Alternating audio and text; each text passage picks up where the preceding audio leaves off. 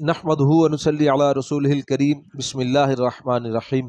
میرے دوستو، آج کی ہماری ویڈیو عید الفطر کی رات، جس کو ہم چاند رات کہتے ہیں، اس عنوان پر بڑی اہم رات ہے۔ اس رات کا شریعت کے اندر کیا مقام ہے، اللہ کے ہاں اس کا کیا مقام ہے؟ ایک حدیث مبارکہ میں آتا ہے کہ 5 راتیں ایسی ہیں، اگر کوئی آدمی ان 5 راتوں کے اندر جا کر اللہ کی عبادت کر لے تو ان پر جنت واجب ہو جاتی ہے۔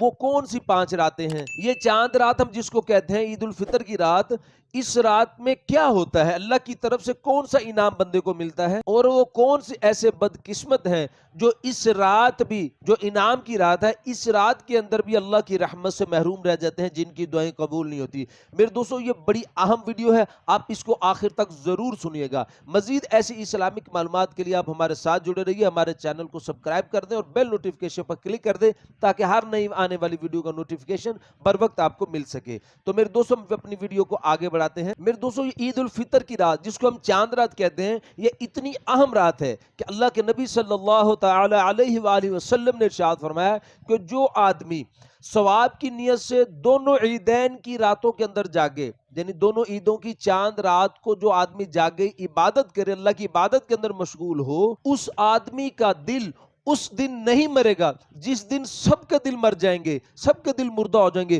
وہ دن کون سا ہے؟ یعنی جب فتنہ فساد کا زمانہ ہوتا ہے، فتنہ فساد کے اندر بہت سے لوگوں کو دل مردہ ہو جاتے ہیں، ان کے دل بدل جاتے ہیں، تو لیکن ان راتوں کے اندر عبادت کرنے والے کے دلوں کی اللہ پاک حفاظت فرمائیں گے، یعنی اللہ پاک اس کے ایمان کی حفاظت فرمائیں گے۔ میرے دوستو، اس سے مراد علماء اکرام سور پھونکے والا دن بھی میرے دوستو مراد لیتے ہیں کہ جس دن سور پھونکا جائے گا، اس دن اللہ پاک جب سب کے دل مردہ ہو جائیں گے، لیکن اس کا دل انشاءاللہ اس دن بھی زندہ ہوگا جو ان 2 راتوں کے اندر اللہ کی عبادت کے اندر مشغول ہوتا ہے۔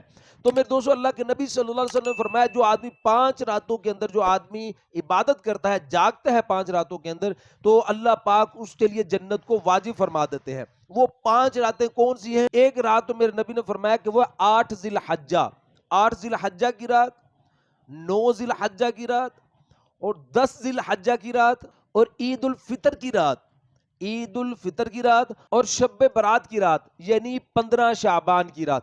یہ 5 راتیں میرے نبی نے فرمایا جو ان کے اندر جاگتا ہے، وہ اللہ پاک اس کے لیے جنت کو واجب فرما دیتے ہیں۔ میرے دوستو، فقہا نے دونوں عیدین کی راتوں کے اندر جاگنے کو بھی مستحب ارشاد فرمایا ہے، یعنی دوسری عید جو عید الاضحیٰ ہے، اس کی جو چاند رات ہے، اس رات کے اندر بھی جا کر اللہ کی عبادت کرنا مستحب ہے۔ تو میرے دوستو، اب اس رات کو ہم نے گزارنا کیسے ہے؟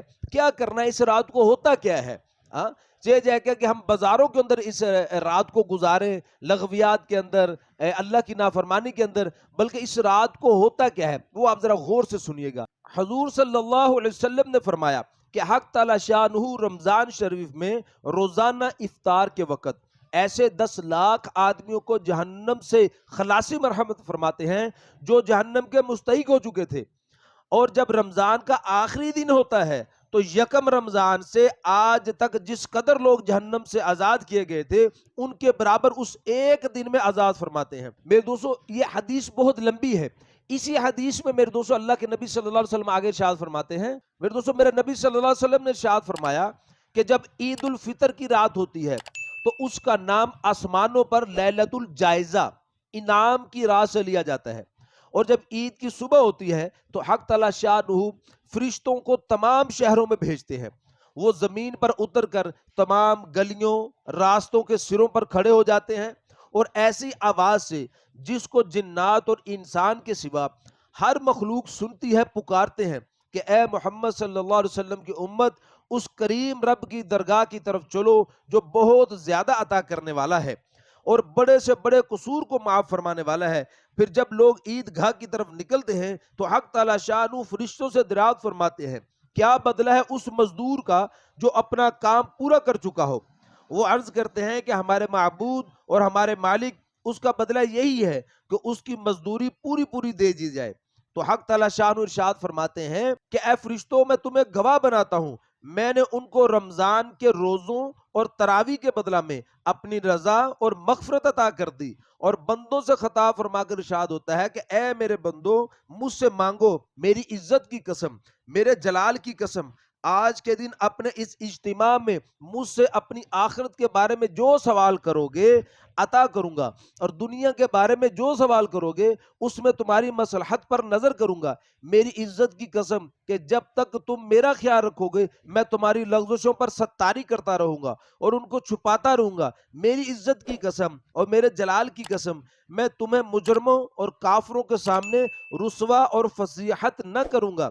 بس اب بخشے بخشائے اپنے گھروں کو لوٹ جاؤ، تم نے مجھے راضی کر دیا اور میں تم سے راضی ہو گیا۔ پس فرشتے اس اجر و ثواب کو دے کر جو اس امت کو افطار کے دن ملتا ہے خوشیاں مناتے ہیں اور کھل جاتے ہیں۔ یہ میرے دوستو اتنے انعام والی رات ہے۔ اب میرے دوستو وہ کون سے بدبخت ہیں جو اس رات کے اندر، اس انعام والی رات کے اندر بھی اللہ کی رحمت سے محروم رہتے ہیں، اللہ کی رحمت سے فائدہ نہیں اٹھا پاتے، ان کی دعائیں قبول نہیں ہوتی۔ میرے دوستو فرمایا کہ لیلۃ القدر کی رات کے اندر بھی ان کی دعائیں قبول نہیں ہوتی۔ وہ چار قسم کے لوگ ہیں۔ اسی حدیث کے اندر اللہ کے نبی صلی اللہ علیہ وسلم نے ارشاد فرمایا کہ جو مستقل شراب کا عادی ہو، مستقل شراب کا عادی ہو، ماں باپ کا نافرمان ہو، دو، تیسرا فرمایا کہ وہ قطع تعلق کرنے والا ہو، رشتہ داروں کے ساتھ قطع تعلق کرتا ہو، رشتہ داری توڑتا ہو، اور چوتھا فرمایا کینہ رکھنے والا ہو، کسی مسلمان کی دل کے اندر نفرت پال رکھی ہو، بغض ہو کسی کے بارے میں۔ فرمایا ان چار آدمیوں کی دعائیں اس انعام والی رات میں بھی قبول نہیں ہوتی، لیلۃ القدر کی رات میں بھی قبول نہیں ہوتی،